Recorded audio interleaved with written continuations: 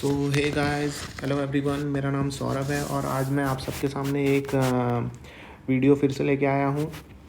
इस वीडियो में मैं डील करने वाला हूँ एक आरटीपी का एक क्वेश्चन था।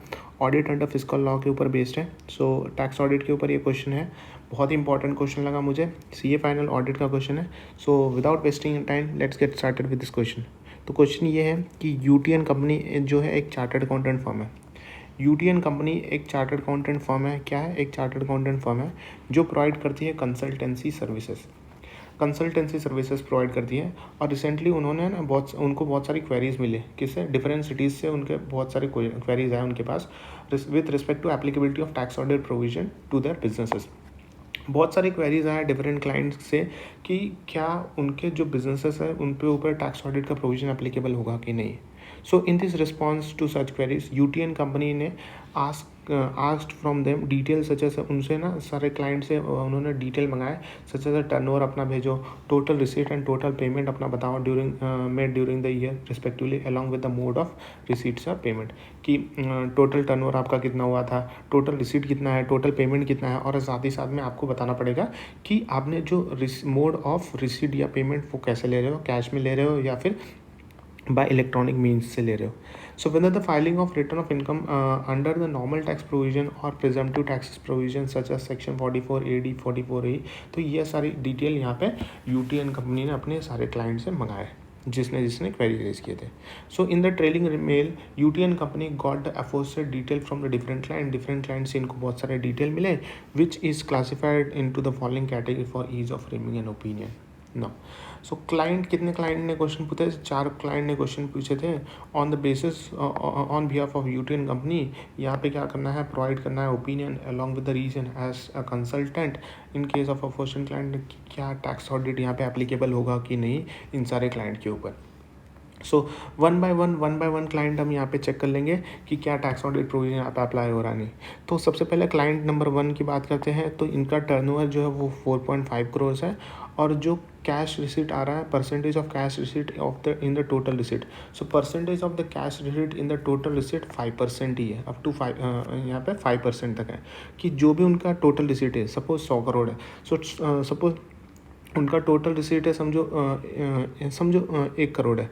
सो 1 करोड़ का 5% तक उनका वो आ रहा है। सो 1% ऑफ द कैश रिसीट 5% तक का यहाँ पे कैश रिसीट हो रहा है। ठीक है। So percent of cash payment in the total payment कितना है? 5% ही हो रहा है। कैश पेमेंट भी इनका 5% है और कैश रिसीट भी टोटल रिसीट का 5% है। सो रिमार्क ये है कि has been filing a return as per the regular provision of income tax. Regular provision में कोई 44AD 44A कुछ नहीं है रेगुलर प्रोविजन में। तो क्या यहाँ पे टैक्स ऑडिट लगेगा कि नहीं? सो इनका आंसर देख लेते हैं फटाफट। क्लाइंट नंबर 1 की बात कर लेते हैं। तो यहाँ पे टैक्स ऑडिट एप्लीकेबल नहीं होगा। No, the tax audit will not apply here. No, क्यों अप्लाई नहीं होगा? तो सबसे पहला कंडीशन ये है कि जो टर्नओवर है is up to 5 crore. Turnover यहाँ पे क्या है? वहाँ पे हम चेक करते थे ना 1 करोड़ वाला टर्नओवर लिमिट नहीं, यहाँ पे टर्नओवर 5 करोड़ का चला जाता है। अगर टर्नओवर अप टू 5 करोड़ का चला जाता है अगर cash receipt and cash payment are up to 5% of total receipt and total payment respectively. So अगर किसी भी बिजनेस का अगर कैश रिसीट या फिर कैश पेमेंट अप टू 5% होता है, अप टू 5% किसका? टोटल रिसीट का या फिर टोटल पेमेंट का, या टोटल रिसीट का या फिर टोटल पेमेंट रिस्पेक्टिवली। मतलब cash receipt up to 5% of total receipt, cash payment up to 5% of the total payment. Now, और साथ ही साथ इन्होंने क्या किया था? And has been filing return as per the regular provision of income tax so the tax audit is not applicable. तो इस case में यहाँ पे टैक्स ऑडिट अप्लाई नहीं होगा क्लाइंट नंबर 1 के लिए। क्लाइंट नंबर 2 की बात कर लेते हैं। तो यहाँ पे टर्नओवर था 1.8 करोड़ का, 1.8 करोड़ का टर्नओवर था। यहाँ पे percentage of cash receipt in the total receipt 7% था। तो 5% वाला क्राइटेरिया ने क्रॉस कर दिया था, लेकिन पेमेंट वाले में 4% ही यहाँ पे इनका cash percentage of cash payment ने टोटल पेमेंट यहाँ पे 4% ही था। कितना था? 4% ही था।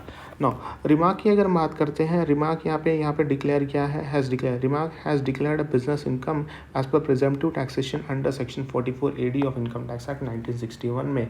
सो यहाँ पे क्या चल रहा है? ये क्लाइंट नंबर 2 यहाँ पे 44AD के अंदर यहाँ पे अपना बिजनेस दिखाता है। सो क्लाइंट नंबर 2 क्या यहाँ पे टैक्स ऑडिट एप्लीकेबल होगा? क्या नहीं होगा? क्यों होगा? ये हम यहाँ पे रीज़न पढ़ लेंगे।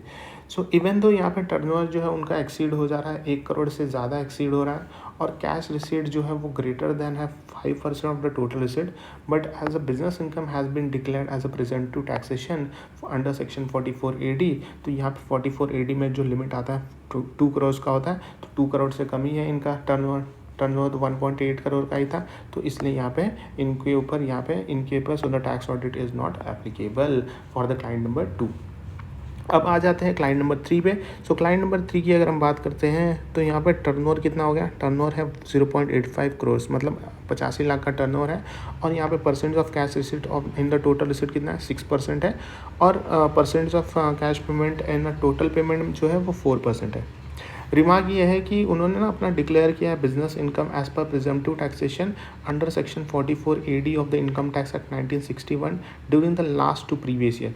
लास्ट 2 प्रीवियस ईयर में उन्होंने अपना जो बिजनेस इनकम दिखाया अंडर प्रिजम्पटिव टैक्सेशन में दिखाया था, but during the current previous year इस साल वो क्या कर रहे हैं, वो डिक्लेयर कर रहे हैं अपना income lower than as per section 44AD and the total income is less than the basic exemption limit.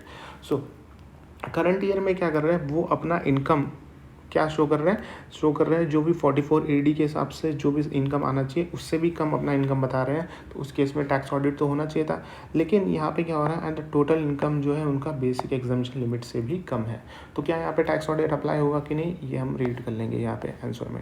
Now client number 3 की अगर हम बात करते हैं तो क्या टैक्स ऑडिट अप्लाई होगा कि नहीं, अप्लाई नहीं होगा, इस केस में भी अप्लाई नहीं होगा क्लाइंट नंबर 3 के लिए भी, क्योंकि यहाँ पे इवन दो जो बिजनेस इनकम है as per presumptive taxation under section 44AD, so even though इनका 44AD लग रहा है, और लास्ट 2 प्रीवियस ईयर में, लास्ट 2 फाइनेंशियल ईयर में, लास्ट 2 ईयर्स में has now has section 44AD has been declared during the last 2 years. So last 2 years में यहाँ पे 44AD में दिखा है, but has not been declared during current previous year.